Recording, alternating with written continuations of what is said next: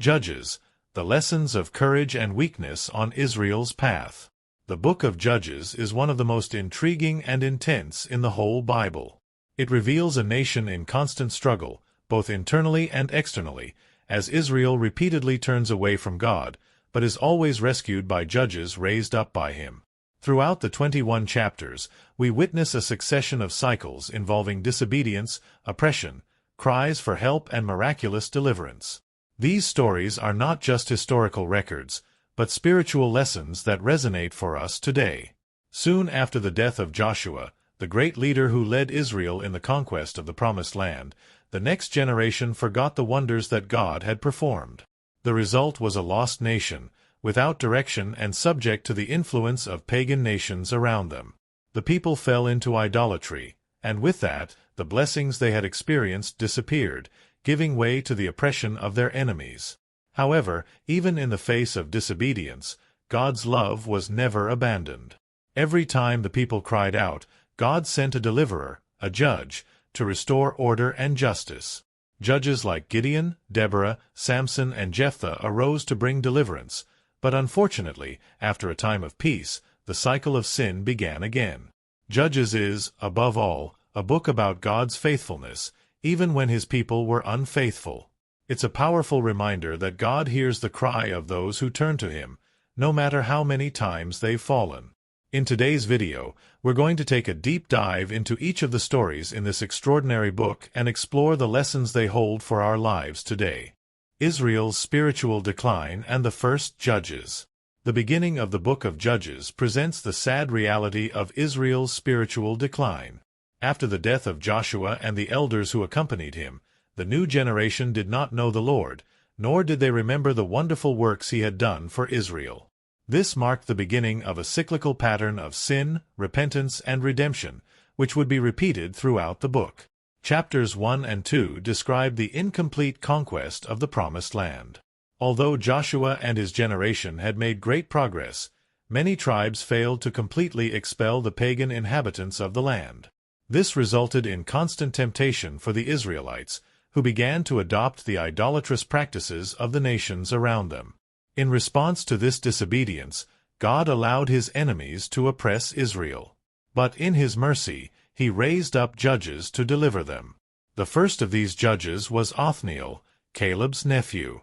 Othniel led Israel in a decisive victory against the king of Mesopotamia, bringing 40 years of peace to the land. But after Othniel's death, the people sinned again, and God allowed them to be oppressed again, this time by the Moabites.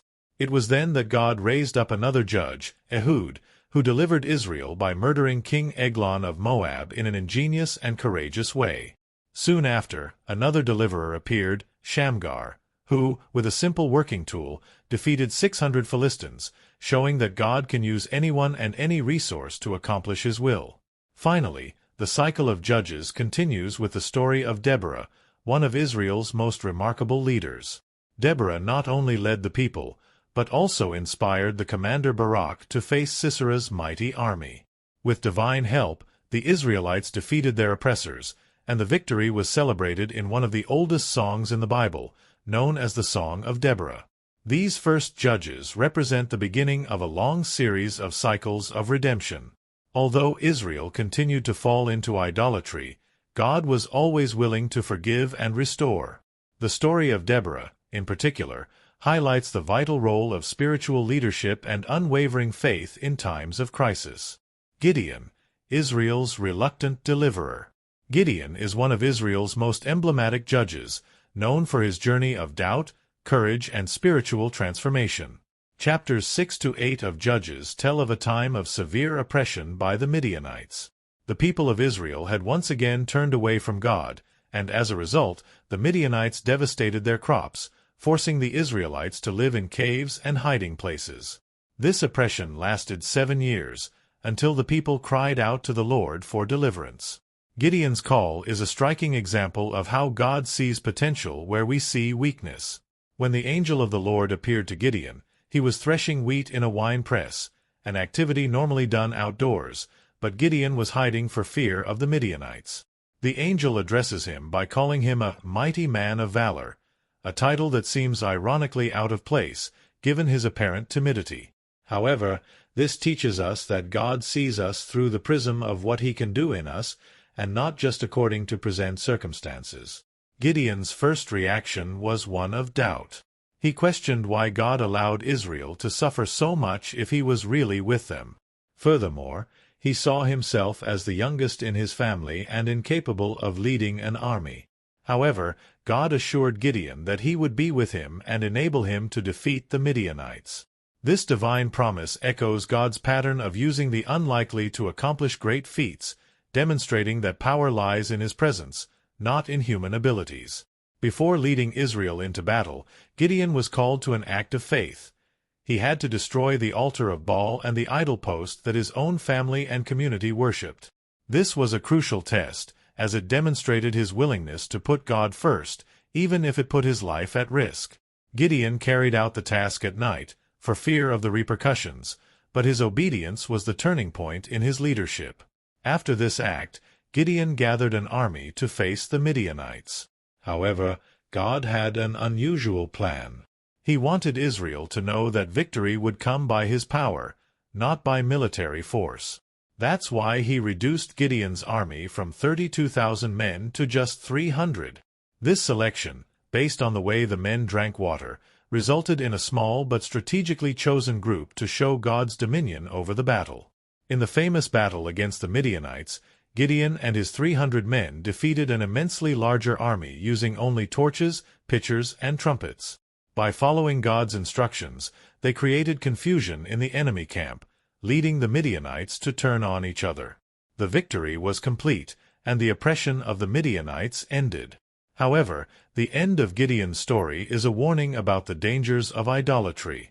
After the victory, Gideon rejected the offer to be king of Israel, correctly stating that the Lord should rule over them. However, he made a mistake by making a golden ephod with the spoils of battle, which ended up becoming an object of worship for the people. So once again we see the cycle of liberation followed by idolatry, a theme that permeates the entire book of Judges. Gideon's story reminds us of the importance of trusting in God, even when we feel inadequate or weak. It also serves as a warning against pride and idolatry, which can arise even after great spiritual victories.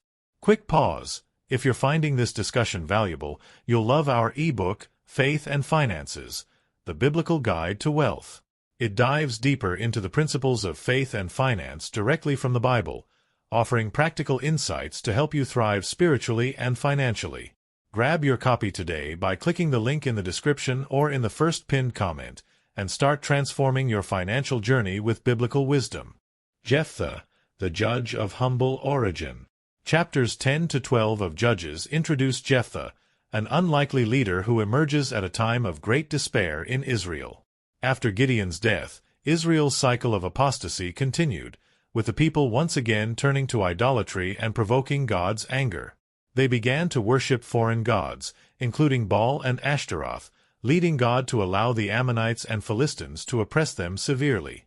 This period of affliction lasted 18 years, until the people once again cried out for deliverance.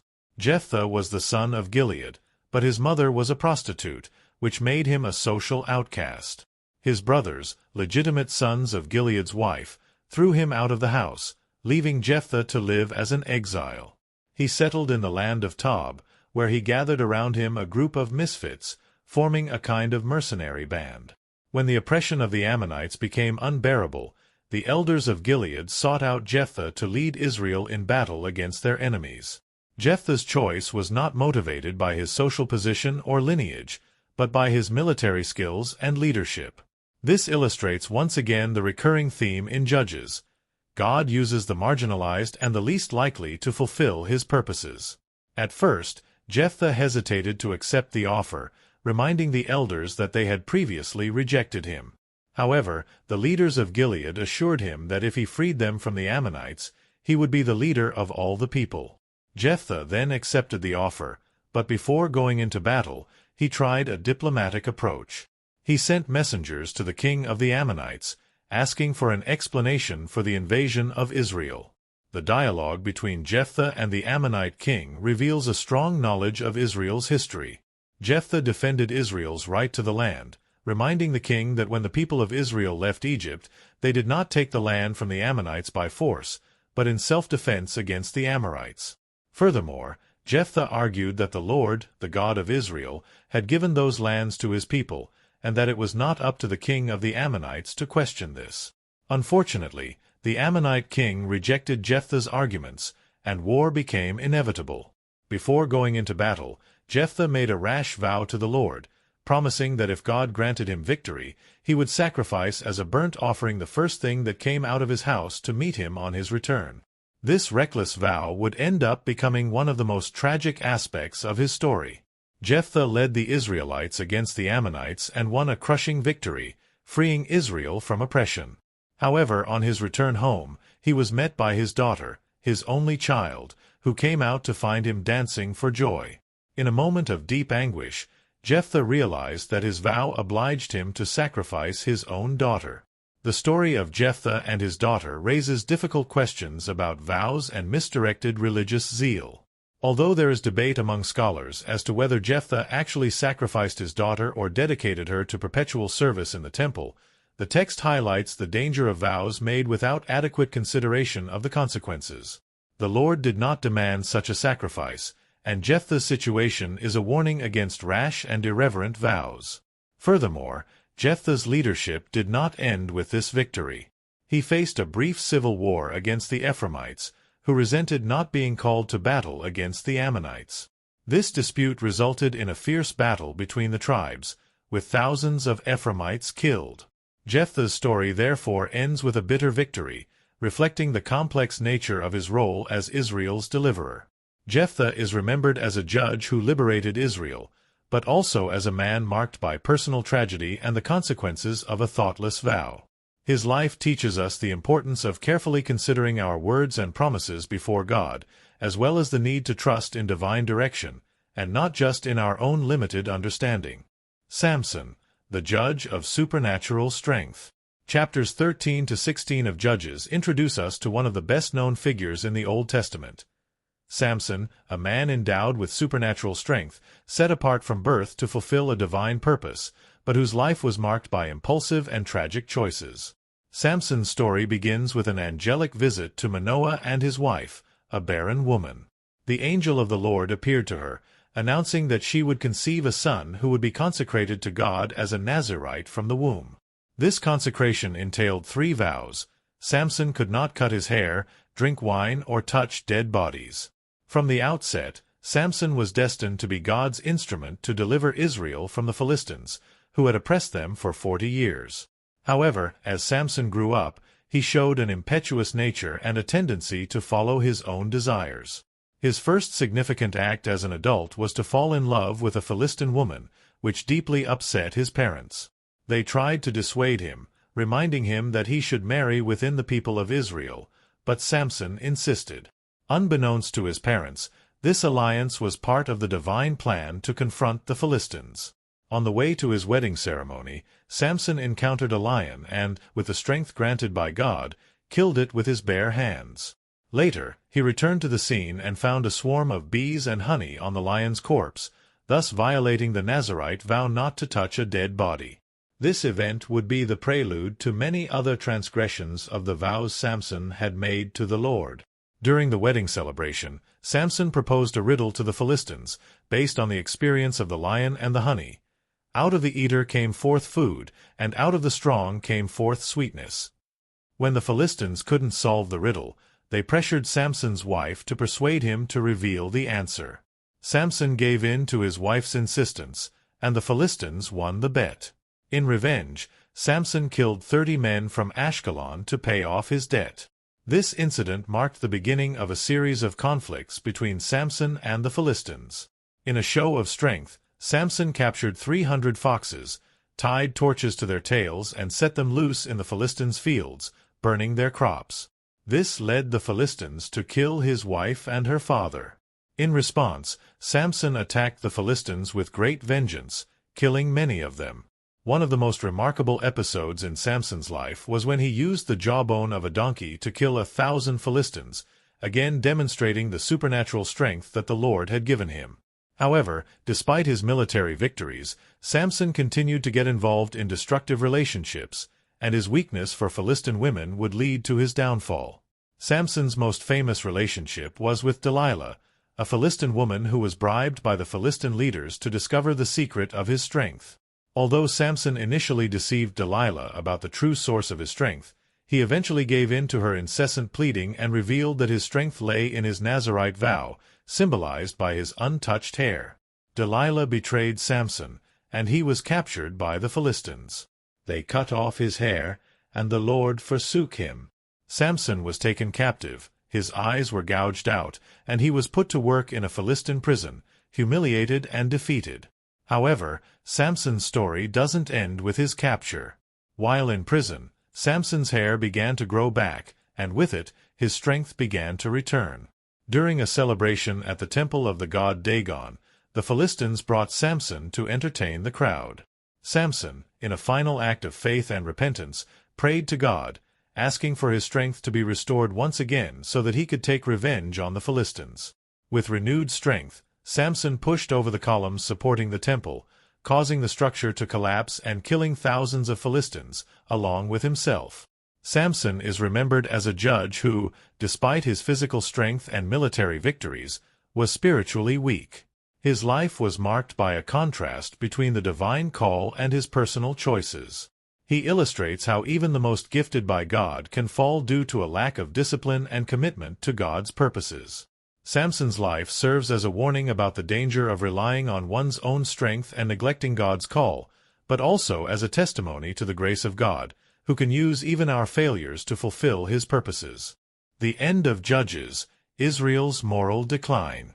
The last section of the book of Judges takes us to a dark period in Israel's history, where the phrase, "In those days there was no king in Israel. Everyone did what seemed right in his own eyes," Judges 21 verse 25, appears several times, highlighting the lack of spiritual and moral leadership.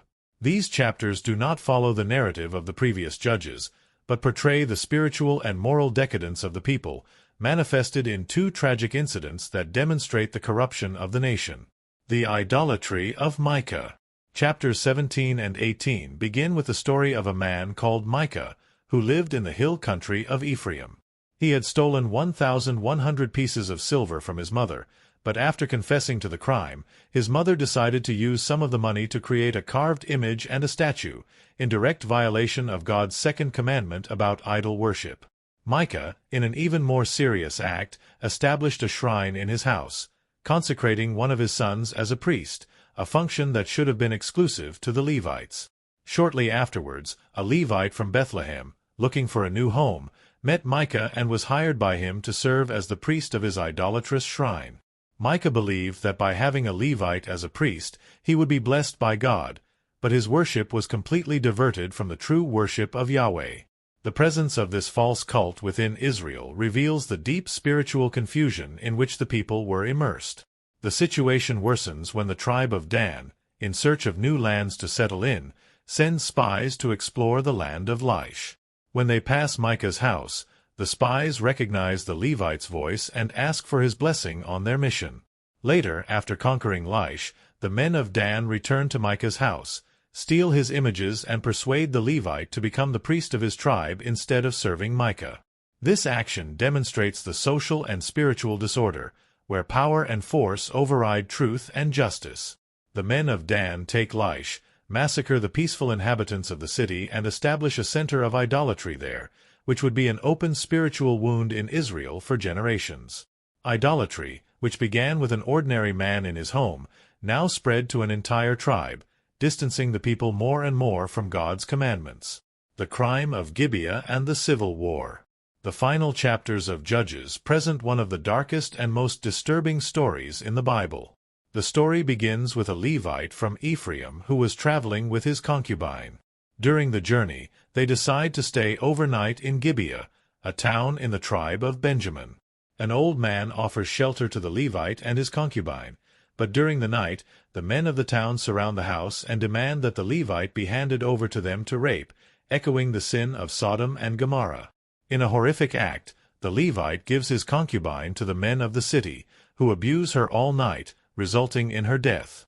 The next morning, The Levite finds his concubine dead and, in a shocking gesture, divides her body into 12 parts and sends them to all the tribes of Israel, as a call for justice.